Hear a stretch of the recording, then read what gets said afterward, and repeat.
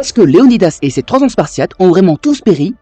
Cause un bossu. Dans cette série où je m'attaque au gros problème du film 300 de Zack Snyder, après avoir parlé du fait que non, les Grecs n'étaient pas seulement 300 à la bataille des Thermopyles, que les Spartiates ne combattaient pas en slip de cuir et que ça, c'est pas un portrait fidèle du roi Xerxès Ier, je vous propose maintenant qu'on s'attaque à un moment clé du long métrage, à savoir la défaite des Spartiates à cause de la trahison d'un bossu, Éphialtès de Trachis. Alors, est-ce que ça au moins, c'est vrai?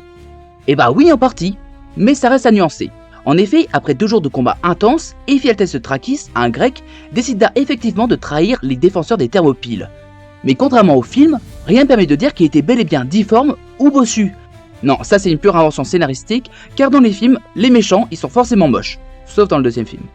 Ce qu'on sait en revanche, c'est qu'il révéla aux Perses l'existence d'un passage secret dans la montagne permettant de contourner le défilé des Thermopyles et de prendre les Grecs à revers. Oui, parce qu'à la base, la bataille des Thermopyles c'est ça, des Spartiates et d'autres Grecs qui se la jouent Gandalf le Gris pour empêcher les Perses de prendre un chemin étroit nécessaire pour l'invasion de la Grèce.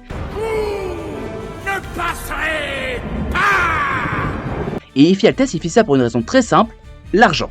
Oui, il n'y avait pas de délire en mode t'es trop chelou ou trop moche pour te battre avec nous. Non, lui il espérait plutôt toucher une belle récompense en échange de son renseignement, récompense qu'il ne touchera jamais. Chais.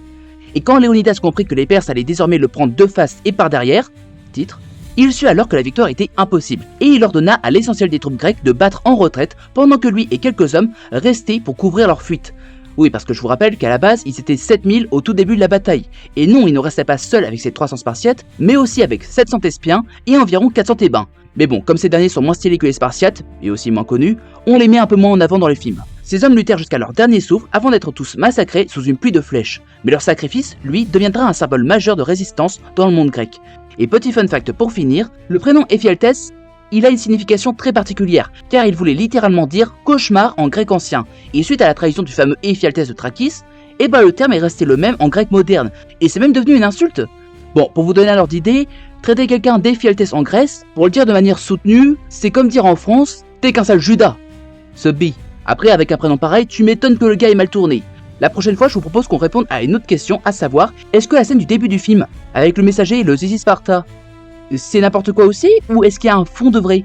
Aussi, dites-moi en commentaire de quel film vous voudriez que je parle la prochaine fois. Like, commente et abonne-toi pour plus de vidéos.